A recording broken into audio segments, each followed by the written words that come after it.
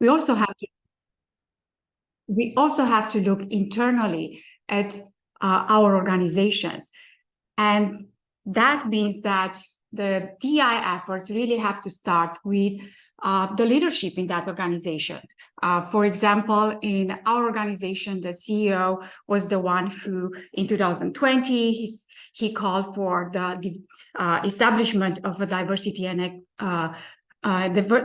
inclusion task force that focuses on the increasing diversity and inclusiveness and equity and all those efforts internally, but also work with the board of directors to set up a similar task force that is outward facing and that really brought together 13 other organizations in the emergency medical services pre-hospital field to really further the efforts that are done, so we don't have just one isolated piece of the puzzle, but really looking at the comprehensive and much more broader picture of DEI. The other part, when it comes to the organizational strategy, is really also looking at the recruitment processes and the retention processes, the hiring, the promotion, and thinking about are we actually reaching a broad enough population, or are we just going and recruiting from the same places? And are we just hiring individuals who look like us and who are not as diverse and who cannot bring different perspectives when we are thinking about, improving the diversity of our organization? And we all know that a more diverse team is a more innovative team. So this is really working towards the benefit of the organization. And it's not just to do it because it's fashionable, so to speak. The other important part is when you're thinking about the organizational strategy, also incorporating training and continuous development of the individuals who are already working on the team, because just adding in, a few new staff members who bring different perspectives may not be sufficient, and we want to really foster an inclusive culture where everyone feels like they belong to, and where they feel welcome, and where they can express their opinions without fear of retaliation. And then the final point I want to make here is that when we think about diversity, equity, and inclusion, we really have to think beyond gender and race and ethnicity, which are very important. But diversity comes in so many different facets, so many different shades that when we recruit, we should be looking at different cultural backgrounds, different perspectives, different educational experiences, different work experiences, different generational groups, right? And there are certain limits when it comes to recruitment of what we can ask and what we cannot. But the other aspects, we should be very intentional in thinking, okay, when we want to have this place to be a welcoming place, how can we make that more welcoming place? Because there are individuals who are different, but those differences are invisible to us, and they may not feel comfortable disclosing those. So how can we create a more welcoming and inclusive environment? And the same broader lens goes with task development. And I know Sandra will talk more about that, but really thinking when we design our tasks, how can we design them more, for everyone, to be more inclusive of all candidates? If you would advance the slide, please. Thank you. So related to the point I made just on the other slide, is when we think about inclusiveness, really thinking about it from the very beginnings of the task development, and especially during the item development phase. And the reason I'm mentioning this is because we had an experience at my organization earlier this year where we have new technology. We can develop items that move beyond the multiple choice format, and at my organization, for example, the content development team got very excited and said, oh, we can create this really interesting item that will measure the construct much better than, we can move beyond the traditional format.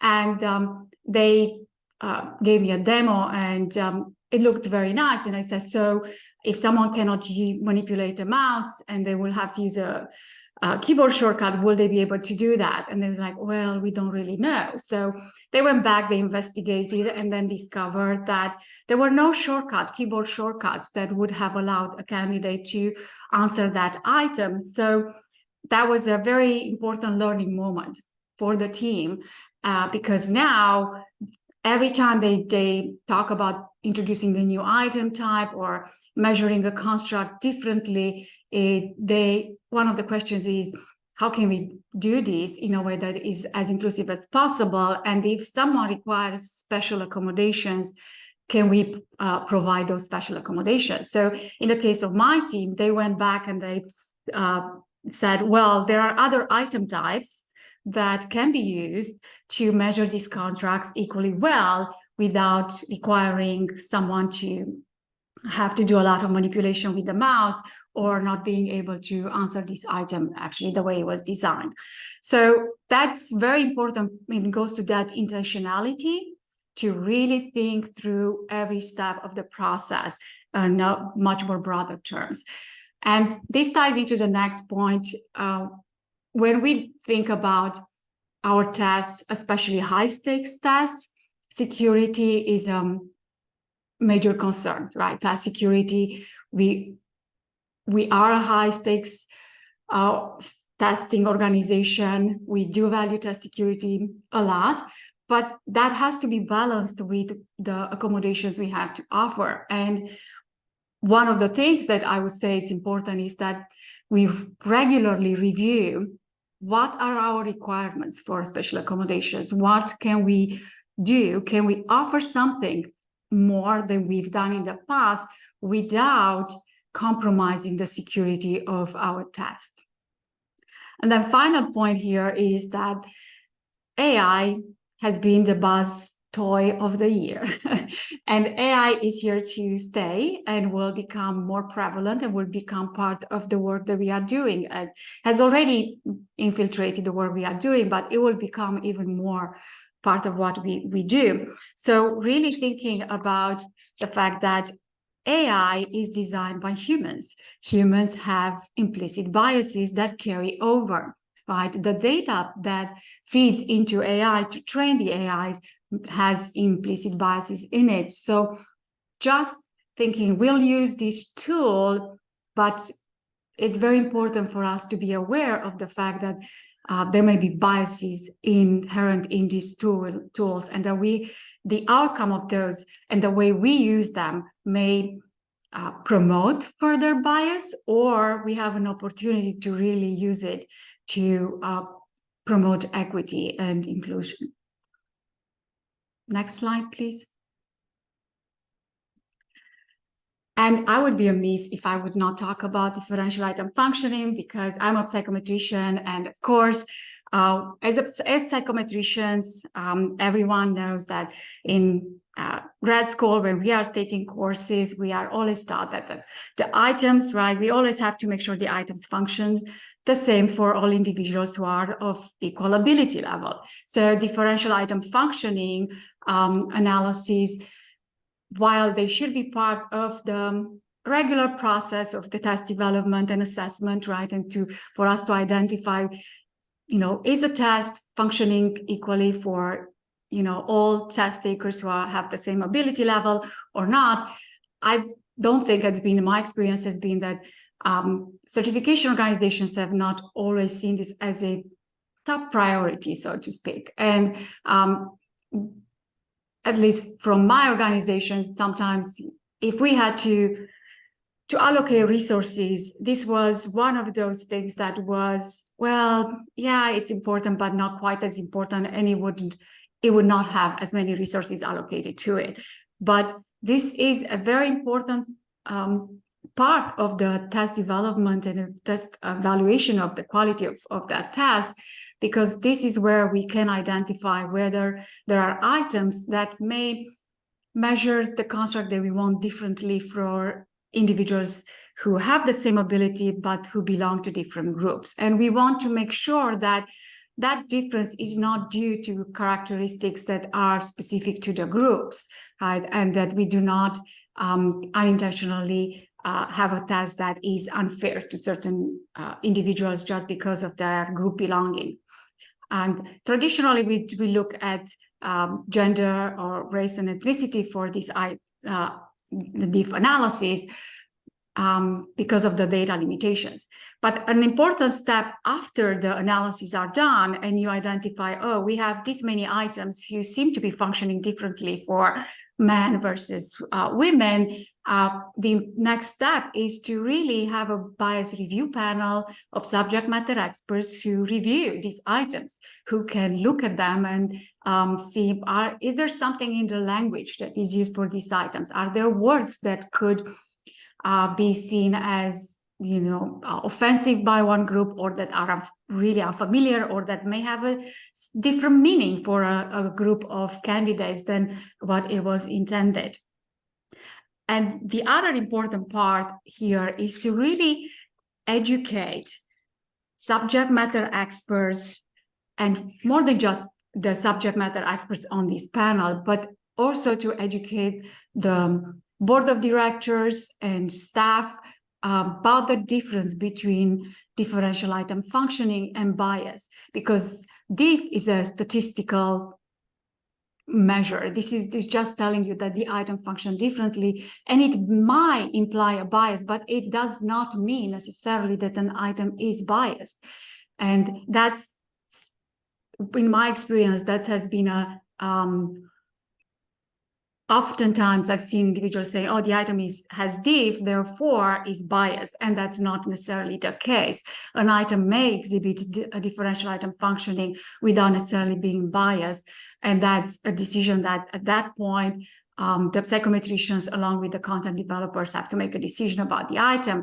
But there are items also who can be biased and will not picked up by the differential item functioning analysis, in which case, the intentional approach from the very beginning is very important. So we do not end up here at the, after the test was administered to just detect, but we do take a much more intentional approach to ensure that the items are developed in a way that reduces the potential for bias from the very beginning.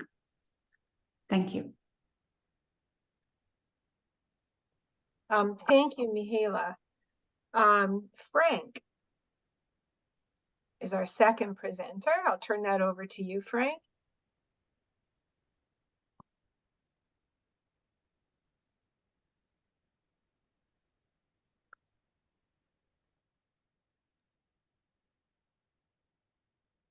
Okay. Frank, are you there? Is your mute on? Can you double check? And Kate, can you see from behind if, oops, if I was timing, sorry about that. Can you see from behind the scenes if Frank is still connected? Sorry, Frank, we can see you, but we can't hear you, and you're not muted.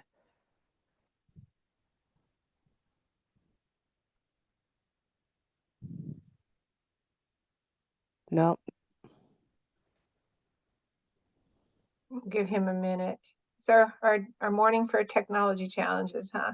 Yes, one video, one audio. I feel a little better that I'm not the only one. Frank, welcome to the club. I'm sorry about your challenges this morning. It's probably the update, unfortunately. It could be, or is it your headset too? Remember, I think we had trouble with your headset when we were doing our prep. Perhaps suggest. Should we move on to another presenter while we're waiting for Frank to kind of... Hello, is this better? Oh, as soon as I said it. You're good. All right. I had to change the settings up a little bit. So I know most of us are working kind of remotely, and when you're working between 3 and 4 platforms, that one setting doesn't necessarily go across all of them. So my apologies again. I'm Frank Williams. I'm lead senior psychometrician at PSI. I've been here for a little over 2 years, but I I've been here in the industry for roughly 15 years or so, wearing a few different hats. And so today's discussion, just kind of tying in maybe some of the principles that DEI is connected to, and specifically how they are related to SME and SME participation. And so when we talk about some of those principles that are related to DEI, it really starts as fairness and kind of trickles down. As a psychometrician, two of the most important pillars are validity and reliability, of course.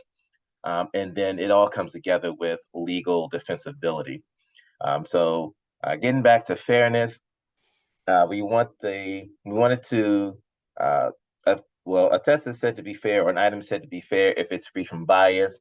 And so then the question becomes, well, what is bias? And the way that I usually explain it to SMEs, because bias is a really loaded word, is that it's the extent to which additional resources are needed to answer an item or pass an exam beyond what is identified in the exam's eligibility. And so when we're talking about an exam's eligibility, we're usually saying, well, in order to take this exam, you need X amount of years. Maybe those years have to be in particular areas. And then you also need particular education a lot of times. And so from an item development perspective, I identify those items as biased if you need any additional resource. So if you need more education, or if you need more experience in order to answer an item, then we would say that that item is in fact biased against the test takers. And so the alignment of eligibility requirements and exam items should be assessed every development cycle. And so then now that we're talking about validity, and again, this is all connected. We're talking about the validity. We're talking about the extent to which a test accurately measures what it is supposed to measure. However, if the test, if there's bias in the test and the eligibility requirements are not aligned with the exam's items, then the exam cannot accurately measure what it is supposed to measure. So we have a disconnect from there automatically, again, just starting with fairness and how it kind of cascades forward. Then after that, we're talking about reliability. And when we're defining reliability, we think of that as the extent to which a test consistently measures what it is supposed to measure.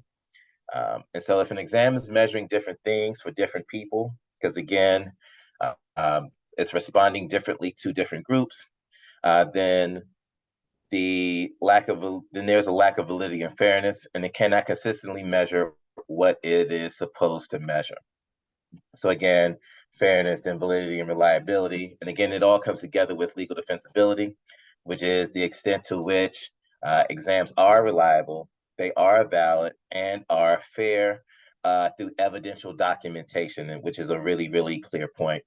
And so without these three things, a testing organization will not be able to successfully withstand a legal challenge from someone or some entity that believes your examination leads to negative effects.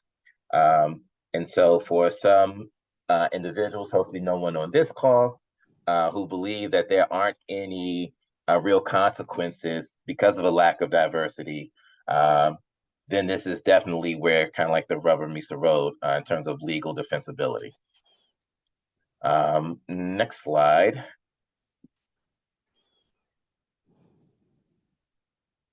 So again, really kind of focusing on the SMEs. And the question is, when is subject matter expert engagement important? Of course, this is a trick question because we need it at all aspects of it. I'll save you the punchline for later. This is in fact a trick question. So when we're talking about the job analysis, you want to know, are you recruiting the right committee to properly assess the utility of the current exam content outline or blueprint, whatever you may call it, and to create a draft of one that is greater in utility and validity? Do you have a list of contacts to send to the survey that can assess the utility of the draft survey that the JA committee created in regards to, once again, reliability and validity? And so I'm going to walk through the other parts of this, but in the major takeaway here is each task has a different set of skills. And so you want to find people to which they are aligned to those particular tasks. Following the job analysis, you have the exam specifications. And so you want to know, is the JA committee the best group to assess the recommended specifications that result from the survey data that your list of contacts completed? Again, different tasks with different groups, and you want to know that everybody has the right framing and the right principles in mind in order to answer the correct questions, because ideally we're trying to put the best exam forward so we can correctly identify people, again, where the rubber kind of meets the road. Once the exam specifications are finalized, and moving on to item and exam development. And here you want to know, are these committees and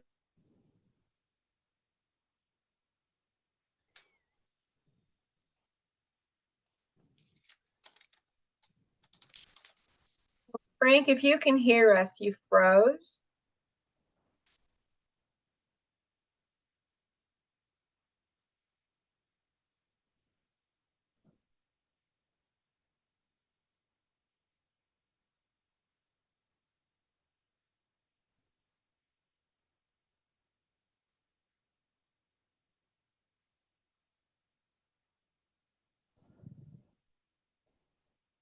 I'm seeing some chats that people have lost Frank's voice, and it's Okay.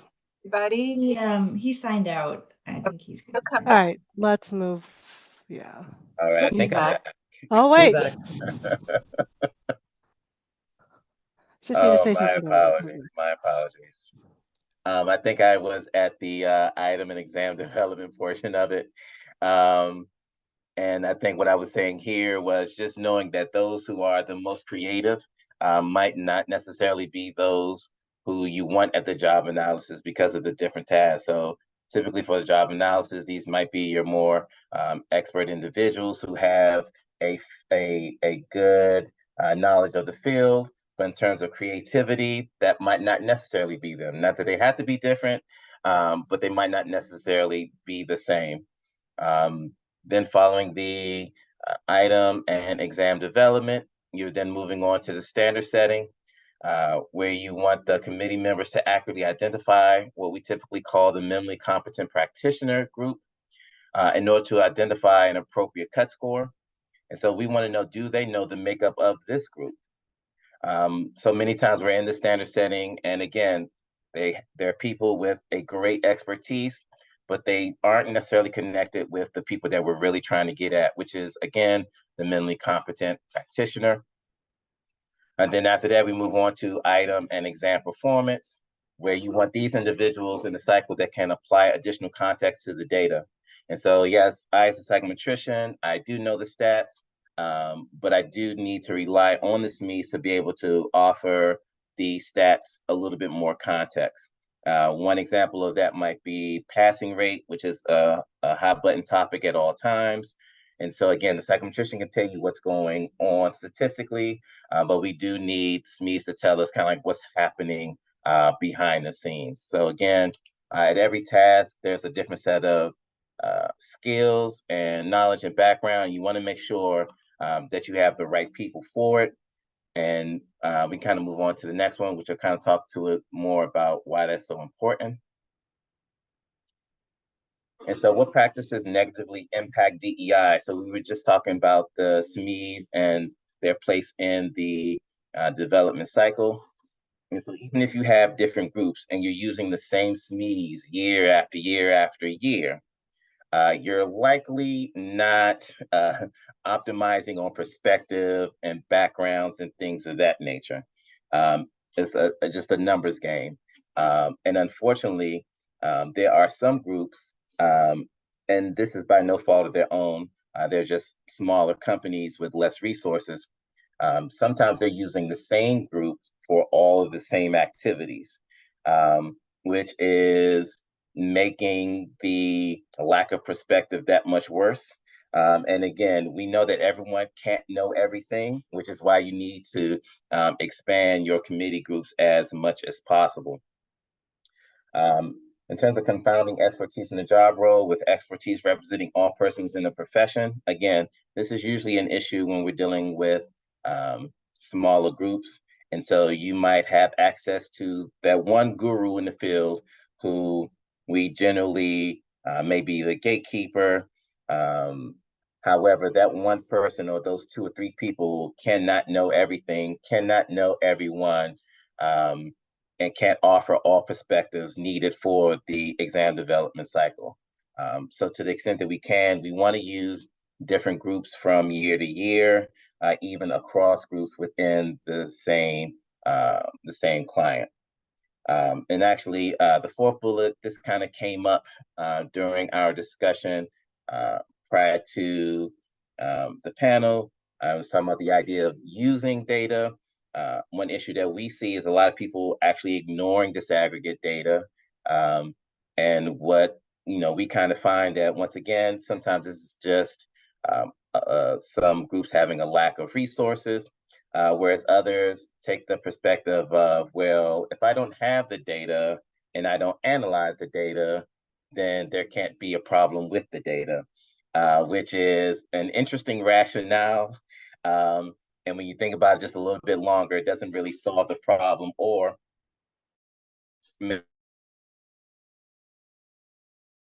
You're cutting out again on us, Frank, if you can hear us. We'll give him a minute.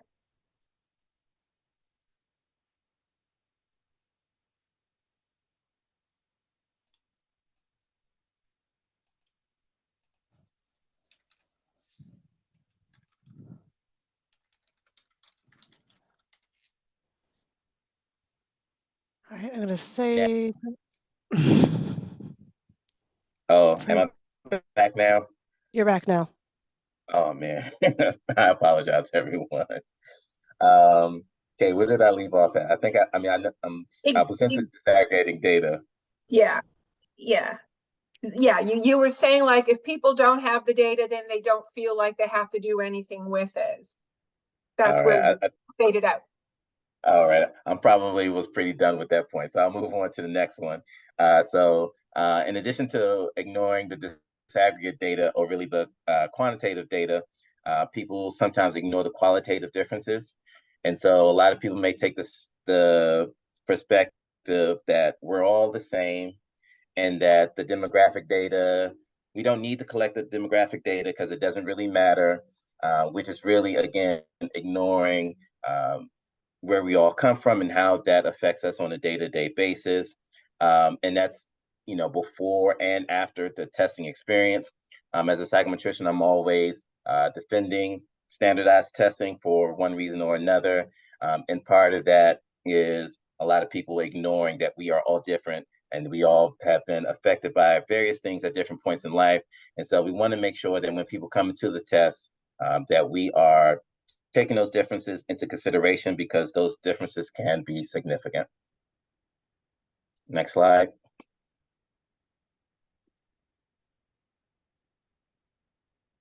And I think this might be taking us to Sandy. Frank, were you?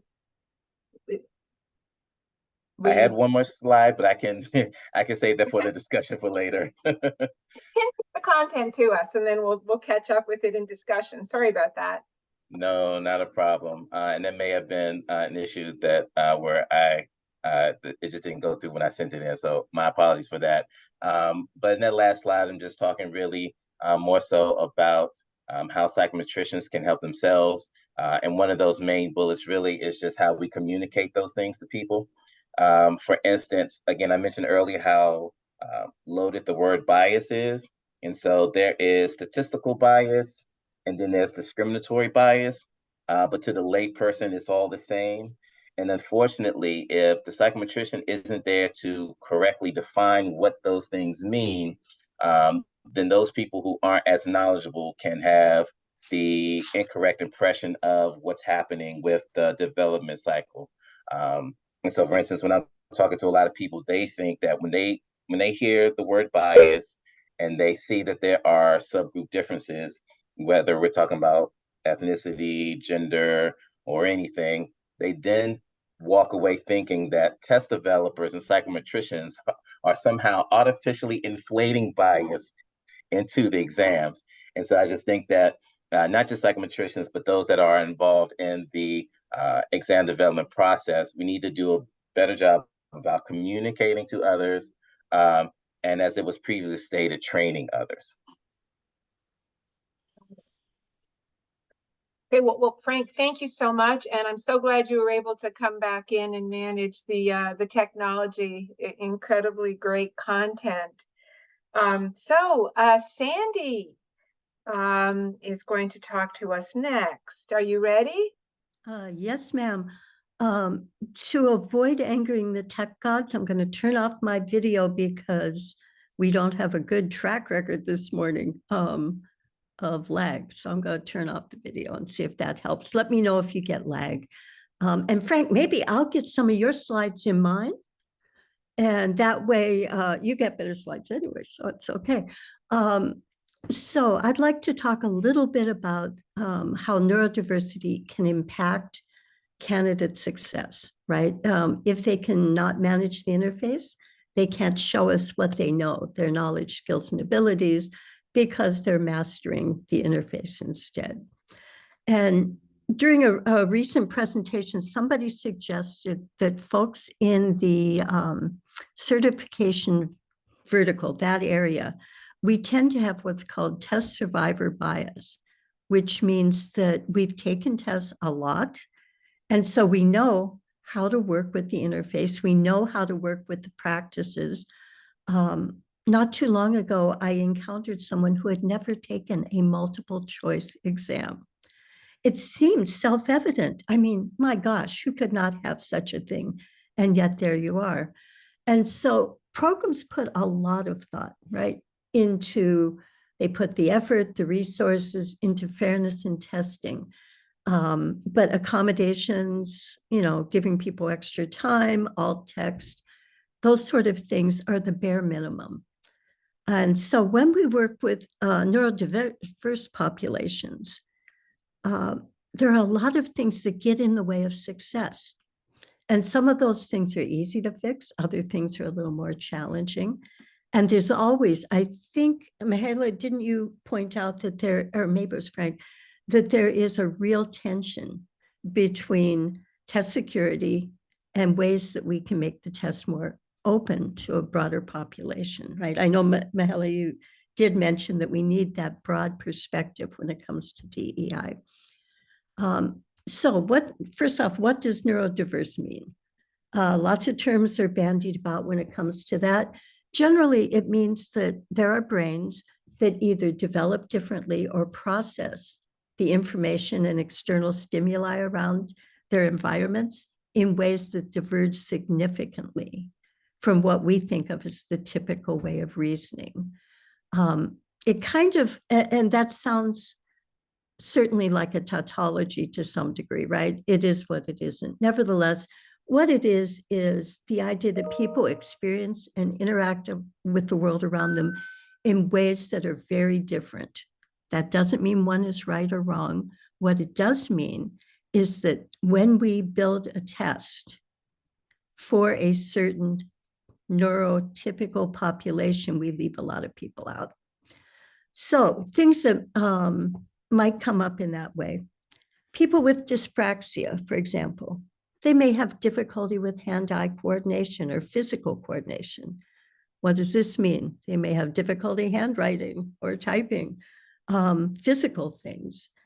They may, believe it or not, have difficulty organizing the content and sequence of their language or difficulty remembering tasks. People with some forms of autism may have difficulty understanding both verbal and nonverbal languages. They may have difficulty communicating. That doesn't mean that they may not be very skilled in the area being tested. They may have environmental sensitivities, including photosensitivity of all things. They may have anxiety. And you're familiar with a lot of this, right? I'm telling you things you probably already know.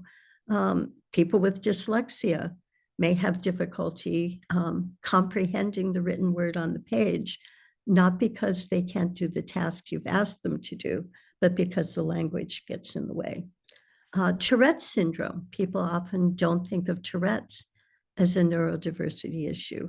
Nevertheless, they may have activities that appear on the surface to be disruptive or defiant, which are things they can't control. And yet oftentimes our proctoring services prohibit the behaviors that they may exhibit. People with dysgraphia may have difficulty actually writing things down. Dyscalculia, there's so many. And so in each of these cases, what we have are people who are experiencing challenges that aren't relevant to the skill or subject being tested.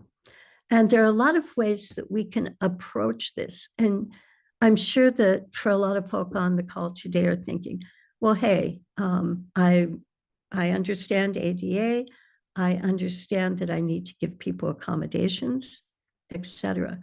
The problem with that is that it can be around $3,500 to $5,000 to get a diagnosis if you don't already have a diagnosis that would merit an accommodation.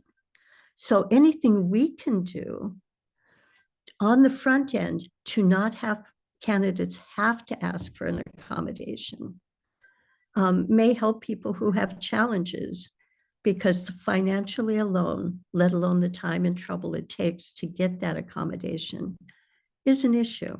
And some folk, even if they have the diagnosis, prefer to ask for the accommodation because if it's, it calls them out. It doesn't, but many people believe it does. So what kind of things matter? For example, and I see the slide here for content. I thought I was starting with interface, which means we may have more than one slide here. But things that deal with content, for example, for many neurodiverse populations, routine is a big deal. Knowing what to expect and dealing with that matters. So if we can give them practice or sample items that closely align with what they'll actually be doing, we've removed some anxiety, not a lot, but some. Sans serif fonts. Now, the deal here is there is a lot written on this topic.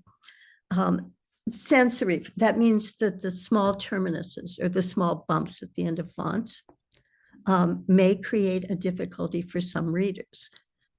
There's arguments on both sides. Right now, it seems to be the agreement that those terminuses do get in the way, so you should aim for a sans serif font. Spacing.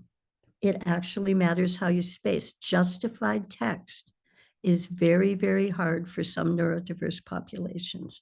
And as a result, we want to have consistent spacing.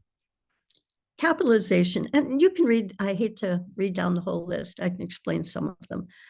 Believe it or not, sentence capitalization where we don't capitalize the first word of every title or all caps is very hard to read. And as a result, if we can avoid that, we're one step ahead of the game. Green and pink. Many people think that green and pink is not an issue. It's not something they'd think about, right? But we have our colorblind candidates. And believe it or not, the green and pink looks brown to them. So if we can avoid anything that has low contrast, anything that would be harder for them to read, easy enough. The next one goes against everything that someone who is fluent in the language prefers. Generally, normal human, neurotypical human interactions, we tend to use a lot of connecting words. We tend to use a lot of shorthand, and we tend to use a lot of jargon. What AWS does, which is really interesting and seems to be very effective, is to break things down into short, choppy sentences. When you read them, they annoy you because it may say, the candidate is an engineer in this field. Then the next line would say, the candidate needs to, instead of saying they need to. Every sentence is short, choppy, and to the point. Very little descriptive terminology. Why do they do that? Because you're non-native speaker, you're weak reader, and some neurodiverse populations find it very hard to read dense text. Lots of white space is good. If you have lists, use bullets. Don't run them in a paragraph, because for many readers, that's very difficult. Next slide. There we are at the interface. Now, the trick with the interface is there are things you can do, things that it would be nice to do, but we can all start somewhere. The ideal interface for the neurodiverse candidate is one where they can adjust it to meet their needs. Why is that? Because some candidates' needs are very different than others. I always mention a coworker of mine, one of her children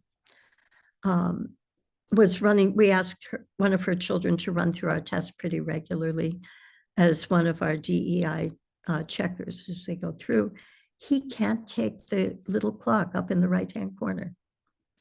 He focuses on that clock, and no matter what else he has for skills and knowledge, he's paying attention to the little clock.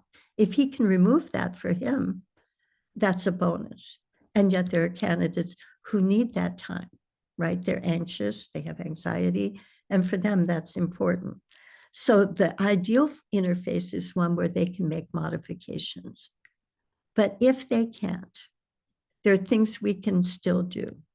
For example, we can permit text-to-speech even for candidates who don't have a legal accommodation. We can also approve speech-to-text. Now, here's an interesting look at this. Liberty over at Microsoft has started accepting a number of things that proctors generally prohibit. For example, we know that some candidates would like to have text-to-speech, and we worry about that because we worry whether those candidates are recording our exams, right? So then next thing you know, our exam's on a test dump site, which is not cool. In her case, what she's decided is that the risk is less than the need to accommodate those candidates. So if somebody asks for it, she generally says yes.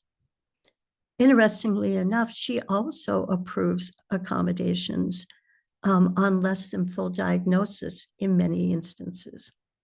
For example, one of her recent accommodation requests, they accepted a pill bottle, a photo of a pill bottle with the candidate's name on it and the medication.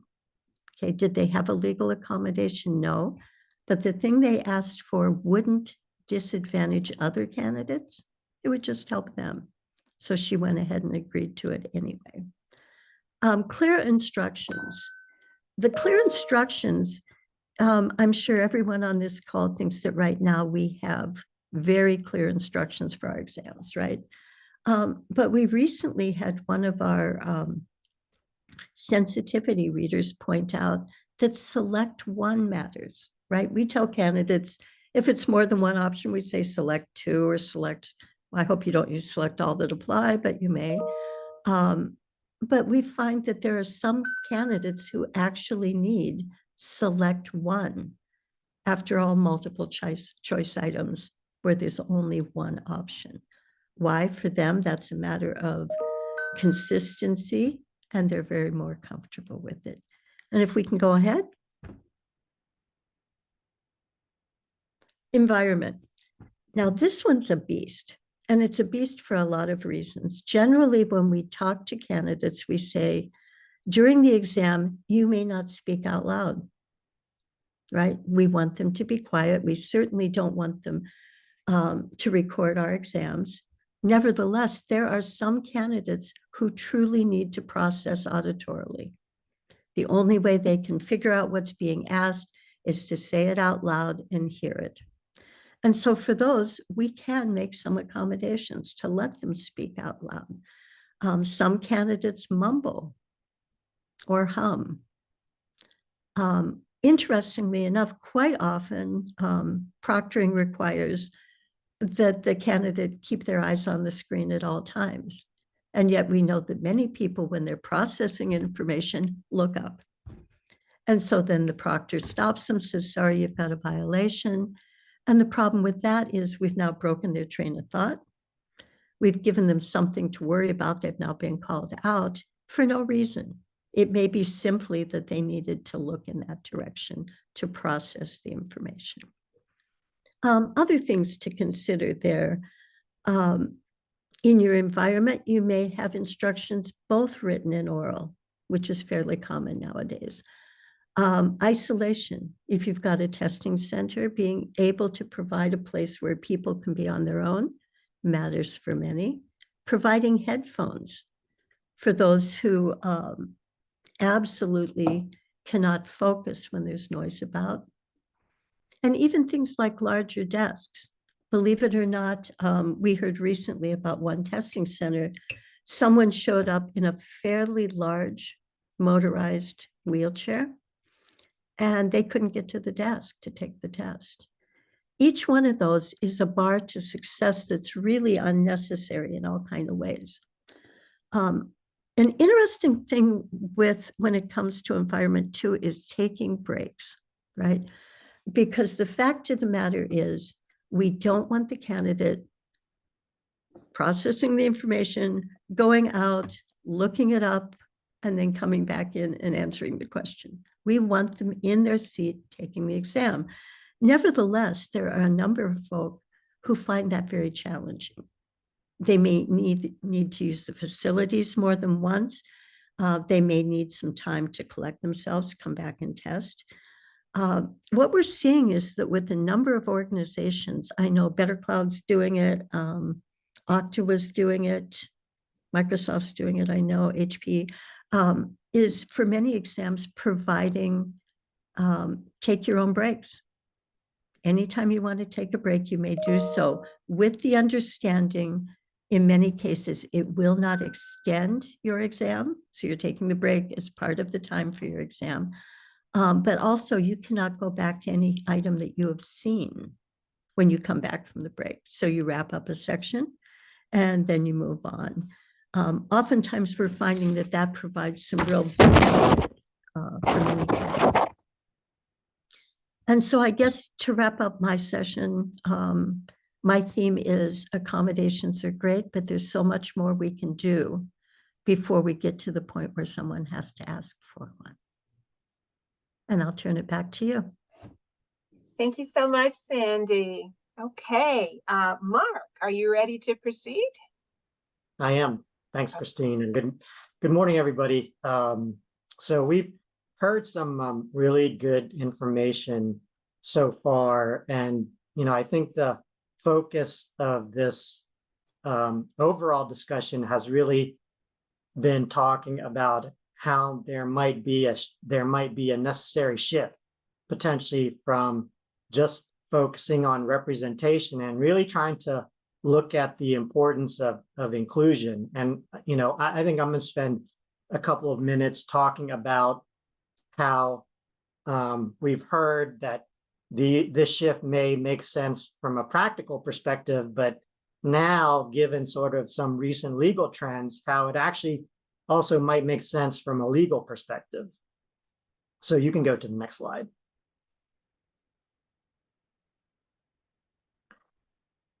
So when we talk about DE&I and the law, historically, both at the federal and state level, laws have really been about addressing discriminatory practices and preventing discrimination with respect to certain protected categories. We all know generally what those are: race, nationality, gender, age, disability.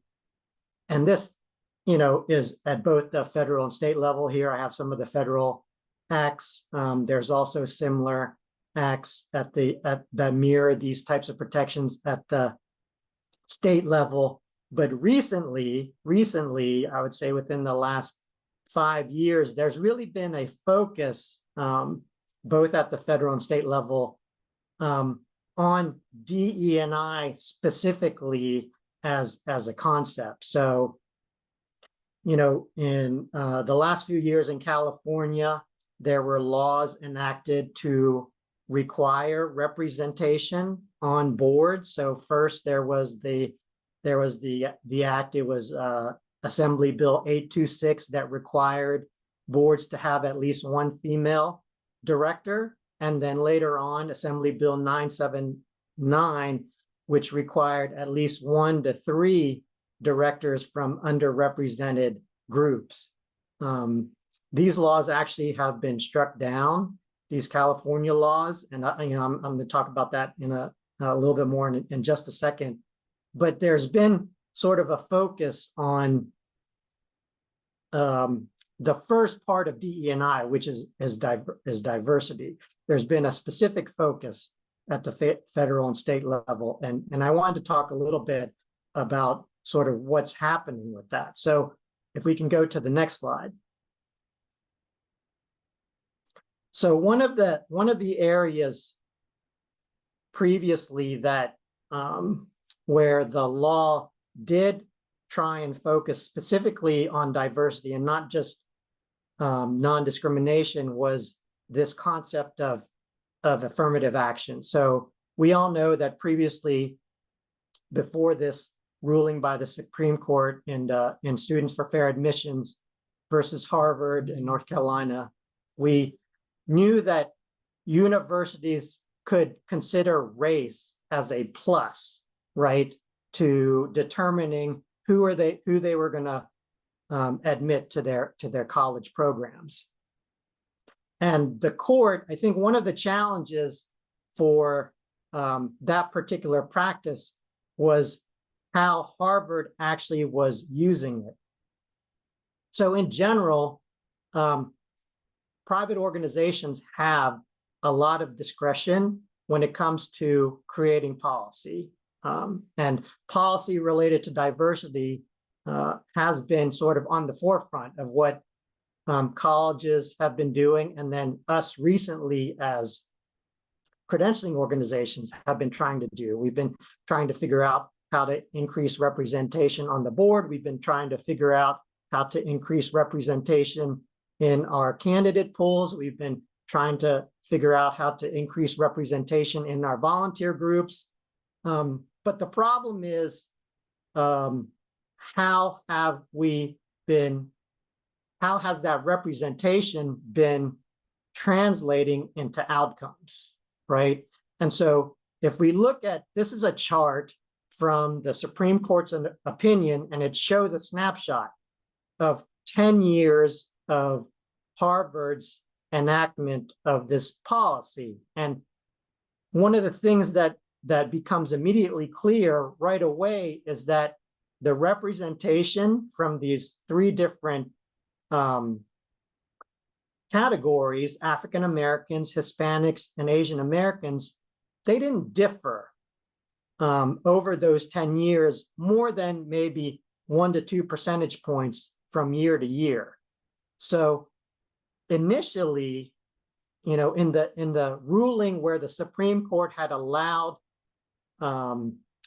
affirmative action, they had said, and you know, let me just state that part of the discretion that's allowed to organizations to establish policy is that your policy must be rationally related to a legitimate concern. So when the Supreme Court first allowed affirmative action, they understood, they identified this legitimate concern as obtaining educational benefits from a racially diverse student body.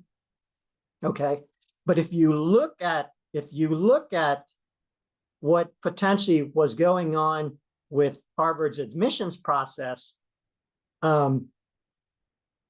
it's hard to say that, you know, there's this interest of obtaining benefits from a racially diverse student body when it seems like you're limiting rather than improving the diversity of that student body. Again, the changes that only moved between 1 and 2 percentage points. I think that was a challenge for the schools when it comes to trying to relay, well, what is the outcome that we're trying to achieve? Next slide, please. So from a business perspective, you know, we can also see how potentially just focusing on diversity, which is what these college programs were trying to do, just focusing on diversity may not be sort of the best approach, right? So this is a survey that McKinsey, the very well-known consulting company, did, and they looked at a number of employees and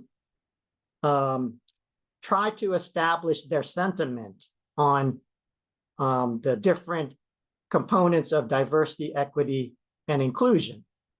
And so when they looked at how these employees viewed diversity and the initiatives that their employees were taking with respect to diversity, you know, over 50% said, well, we're generally happy, right, with the diversity at our company. We're generally happy with the diversity initiatives that our employers have put into place. But if you go on to looking at equality and inclusion, and belonging here is a little bit high, but I think it's not really representative because it's only 110 folks that really talked about belonging. But the majority of folks, over 2,000 for inclusion and over 1,200 for equality, in those areas, only less than a third, right? Less than a third felt included, felt like the programs were providing them equality. And so there's a disconnect, right, between diversity and these other components of DE&I. And I think you're seeing this in business, and you're seeing this in educational institutions. And so what we heard Mihaela and Frank and Sandy talk about is, you know, maybe there potentially needs to be a shift, right, from just focusing on representation and trying to figure out how we can get more to equity and inclusion. So if you can just go back to the previous slide for a second. So yeah, sorry, one more slide. So I talked about how at the state level and the federal level, there's been a lot of legal changes with respect to DE&I. So we saw how the Supreme Court overturned affirmative action. Well, at the state level, there's actually been a lot of activity also. So we looked at, you know, what was going on at the state level this summer, and about 14 states have introduced legislation to specifically prohibit DE&I practices in certain cases, mainly with respect to educational institutions, but also in other ways. 5 states have actually enacted legislation that specifically addresses DE&I concepts. And, you know, I think the most relevant of those for our case is the Florida House bill, which is more commonly known as the Stop Woke Act. So the Stop Woke Act actually applies to all membership organizations and certification bodies, and it prohibits using certain concepts as a basis for membership or certification. And one of those concepts is, you know, whether an individual by virtue of his race, color, sex, national origin is inherently privileged or oppressed. Okay, and so, you know, what I just sort of want to end up with, and if you can go to the last slide, one more, is, you know, we've heard the practical reasons from Mihaela, Frank, and Sandy of why it might make sense to really shift our policies from a focus on representation and diversity, and go to maybe policies that are more focused on equity inclusion, and that could potentially protect you from some of the legal trends that are going on right now. Well, what does that look like from a policy perspective? If you go to one more slide. So I'm not sure it's clear. I'm not sure it's clear because this is sort of more of a recent shift, but I think we heard at least a couple of good examples in the previous discussion. Mihaela talked about this task force, and there's a book called Diversity Inc. that's talked about all of the significant efforts that have gone on in the Fortune 500 companies for the last 10 to 20 years. And one of the more successful activities was to develop some sort of task force or working group that included folks from all levels of the organization. So, entry-level employees to folks up at the board level. That seems to be something that's more about inclusion than it is about representation. Sandy talked about going beyond sort of just the minimal accommodation requirements and figuring out, what can we do that leans more towards being empathetic and open to the needs of the candidate versus, what's merely required from a compliance perspective. So I think, from my perspective, that this potential shift from just figuring out, how can we increase diversity and representation, a shift from that to figuring out how can we be more inclusive in all of our policies. I think that's sort of that's a perspective that may not just, address the practical requirements and benefits of DE&I, but also potentially the what's going on in the legal world. So I'll stop there. Mark, thank you. And thank you to all of our presenters. I would like to open this to questions, please. And Erin, I'd like to start with you. I see your hand is up. Others, please raise your hand or type in the chat because I'm monitoring that as well. Erin, what's your question? Sorry, that was an accident. I didn't mean to do that. See, I'm like a hawk. I was all excited.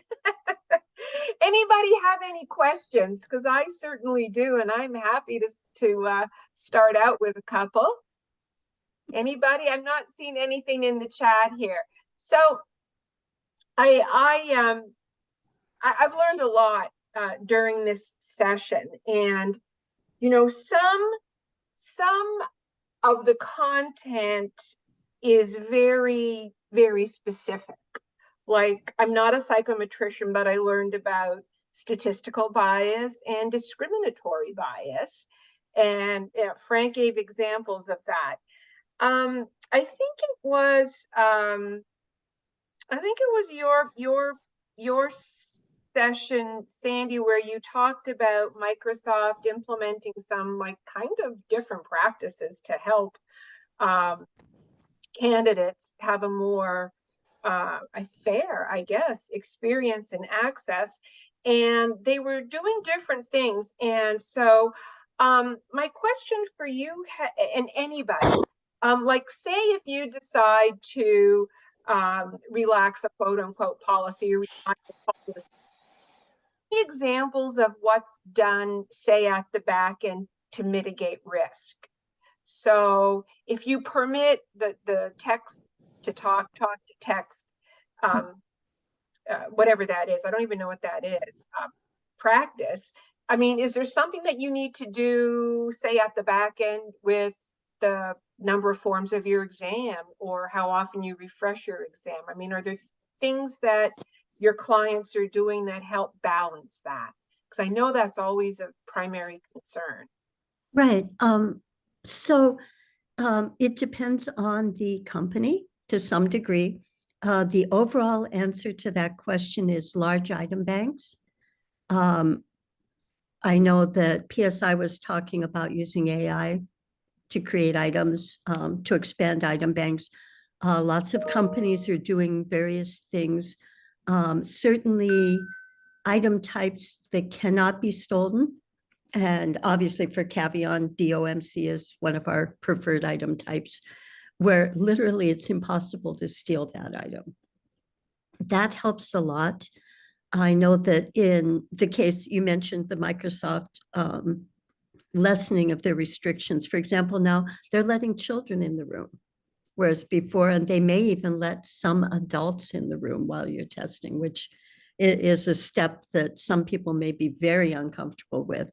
I know that in their program, their argument is we balance the security and we proctor more carefully, one-to-one proctoring for those instances where the candidate may engage in behaviors that normally we don't accept. So, but the general answer is very large item banks and tracking those item banks with Web Patrol. Does that answer what you were asking, Christine, or did I kind of? Yeah, it does. I know that comes up a lot. It's like if you, where you make an adjustment in one area, you've got to check all of your program to make sure that the other areas are not adversely affected, in other words. And Frank's shaking his head, which always makes me feel good because, as I said, I'm not a psychometrician, so I love it when I'm on the same plane as my psychometrician colleagues. Any other questions? If not, I'll continue. See, I have this list. So any other questions? May I ask a question of Frank?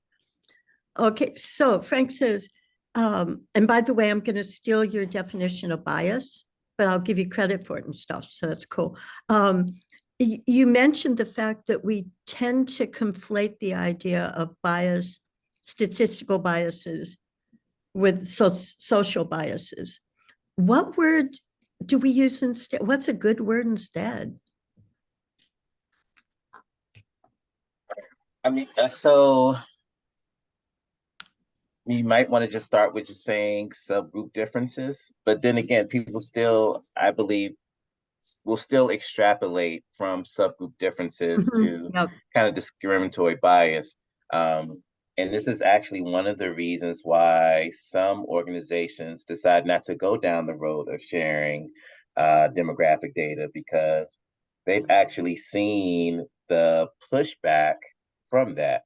And so I think from a scientific perspective, we kind of see this as the beginning to an end.